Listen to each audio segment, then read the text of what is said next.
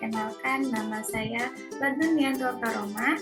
Saya mahasiswi PPG Prajabatan gelombang 1 tahun 2023 bidang studi PGSD. Pada kesempatan kali ini saya akan menyampaikan kampanye praktik baik yang telah saya lakukan pada saat PPL 1 untuk memenuhi tugas UAS mata kuliah Perspektif Sosiokultural dalam Pendidikan Indonesia. Selamat menyaksikan. Kampanye praktik baik yang telah saya lakukan yaitu menerapkan scaffolding pada Zone of Proximal Development atau ZPD dalam pembelajaran ilmu pengetahuan alam dan sosial di kelas 5. Penerapan tersebut saya lakukan ketika saya melaksanakan PPL 1 di UPTD Satdik SDN Antirogo 04. Pada kegiatan PPL 1 tersebut, saya berkesempatan untuk menerapkan scaffolding pada ZPD dalam pembelajaran IPAS di kelas 5. Sebelumnya, saya akan menyampaikan ringkasan interferensi terkait penerapan scaffolding pada Zone of Proximal Development. Yang pertama, apa itu scaffolding? Scaffolding merupakan suatu interaksi berupa pemberian bantuan terhadap peserta didik untuk mencapai pengetahuan atau pemahaman secara mandiri. Bantuan tersebut dapat berasal dari guru atau teman sebaya yang mempunyai kemampuan lebih tinggi. Bantuan tersebut dapat berupa petunjuk, dorongan, peringatan, menguraikan masalah ke dalam langkah-langkah pemecahan, memberikan contoh, dan tindakan-tindakan lain yang memungkinkan peserta didik untuk belajar secara mandiri. Selanjutnya, apa itu ZPD atau Zone of Proximal Development? ZPD oleh Vygotsky didefinisikan sebagai jarak antar tingkat perkembangan aktual atau kemampuan untuk bekerja secara mandiri dengan tingkat perkembangan potensial, yaitu kemampuan untuk bekerja dengan bantuan orang lain. Sebagai kemampuan pemecahan masalah di bawah bimbingan orang dewasa atau melalui kerjasama dengan teman sejawat yang lebih mampu.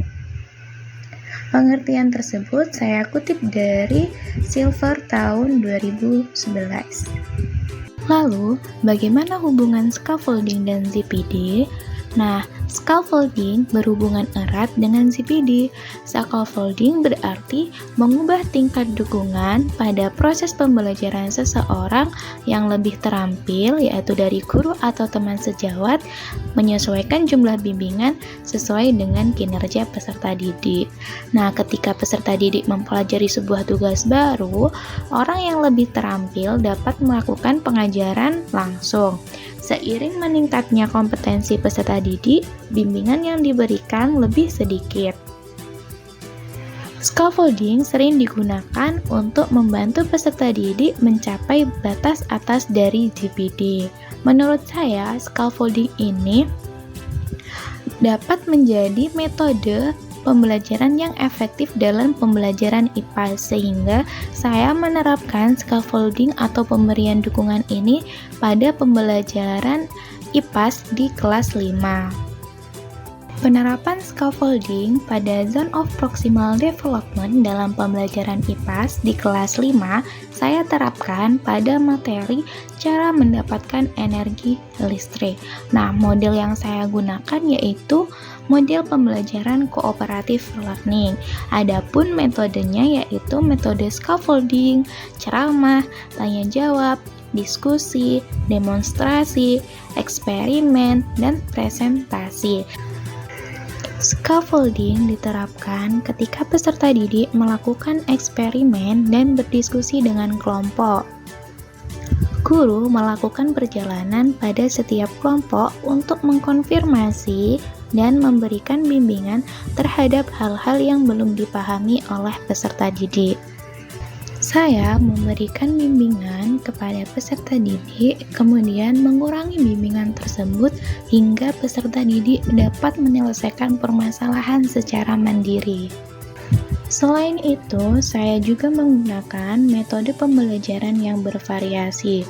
Hal tersebut saya lakukan agar peserta didik tidak cepat merasa bosan dan pembelajaran terasa lebih menyenangkan. Adapun aktivitas yang saya lakukan dalam penerapan scaffolding pada zone of proximal development dalam pembelajaran IPAS diantaranya yaitu yang pertama, saya melakukan penyampaian materi atau informasi. Hal ini saya lakukan agar siswa dapat memahami materi pembelajaran terlebih dahulu. Kemudian, aktivitas yang saya lakukan yaitu mengelompokkan peserta didik. Nah, pada saat pengelompokan peserta didik ini, diharapkan peserta didik dikelompokkan sesuai dengan tingkat GPD-nya. Setelah itu, saya melakukan pemberian tugas kepada peserta didik secara berkelompok. Peserta didik diminta untuk melakukan suatu eksperimen, yaitu eksperimen untuk membuat listrik dari baterai. Pada saat pemberian tugas, saya juga melakukan bimbingan kepada setiap kelompok untuk alur penyelesaian eksperimennya. Aktivitas selanjutnya yaitu saya memantau dan membimbing peserta didik dalam kelompok. Hal ini merupakan salah satu penerapan scaffolding yang telah saya lakukan. Jadi saya menghampiri setiap kelompok untuk memantau bagaimana proses eksperimen yang telah mereka lakukan. Apabila terdapat kelompok yang masih belum mengerti atau ada beberapa hal yang belum mereka pahami, saya akan melakukan bimbingan terhadap kelompok tersebut sehingga nantinya kelompok tersebut dapat melakukan eksperimen secara mandiri. Selain itu, saya juga meminta peserta didik yang lainnya yang sudah paham atau memiliki keterampilan yang lebih tinggi untuk mengajari peserta didik yang lainnya yang masih belum paham akan eksperimen yang dia lakukan. Aktivitas yang terakhir yaitu saya melakukan penilaian atau evaluasi. Penilaian ini saya lakukan dengan cara peserta didik melakukan suatu presentasi dan demonstrasi dari hasil eksperimen yang mereka lakukan. Selain itu, saya juga meminta kelompok lainnya untuk memberikan masukan, tanggapan, ataupun saran terhadap presentasi atau demonstrasi yang telah kelompok lakukan. Itulah beberapa aktivitas dalam penerapan scaffolding pada Zone of Proximal Development dalam pembelajaran IPAS di kelas 5. Hasil yang dicapai terkait penerapan scaffolding pada Zone of Proximal Development yang pertama yaitu peserta didik terlibat aktif dalam pembelajaran. Peserta didik terlibat aktif dalam melakukan eksperimen, dalam presentasi, dan kegiatan yang lainnya. Kemudian, peserta didik lebih termotivasi dalam belajar karena terdapat metode-metode yang bervariasi. Kemudian, penerapan scaffolding pada zone of proximal ini dapat menciptakan hubungan yang positif antara guru dengan peserta didik dan antara peserta didik dengan peserta didik yang lainnya melalui diskusi dan juga kolaborasi. Kemudian,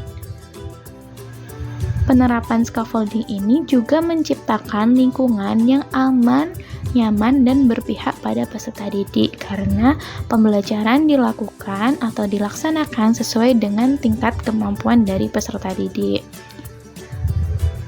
Selanjutnya, hasil yang dicapai yaitu peserta didik dapat mencapai tujuan pembelajaran. Jadi dengan adanya scaffolding ini, peserta didik lebih mudah untuk mencapai tujuan pembelajaran sehingga meningkatkan kemampuan peserta didik dalam menyelesaikan permasalahan. Penerapan scaffolding pada GPD dalam pembelajaran IPAS di kelas 5 dilakukan melalui keterlibatan aktif peserta didik. Pembelajaran didasarkan pada tingkat GPD peserta didik. Peserta didik mendapatkan bantuan atau bimbingan dari guru pada awal pembelajaran agar mereka lebih terarah sehingga proses pelaksanaan pembelajaran maupun tujuan yang dicapai dapat terlaksana dengan baik. Bimbingan guru yang dimaksud adalah memberikan bantuan secara bertahap kepada peserta didik agar dapat mengikuti proses pembelajaran dengan baik. Selain dengan bimbingan guru, peserta didik juga mendapatkan bimbingan atau bantuan dari teman sejawat yang mempunyai tingkat kemampuan yang lebih tinggi. Itulah kampanye praktik baik, yaitu penerapan scaffolding pada Zone of Proximal Development dalam pembelajaran IPAS di kelas 5 UPTD Satuan Pendidikan SDN Antirogo 04. Sekian penyampaian dari saya. Terima kasih, semoga bermanfaat. Wassalamualaikum warahmatullahi wabarakatuh.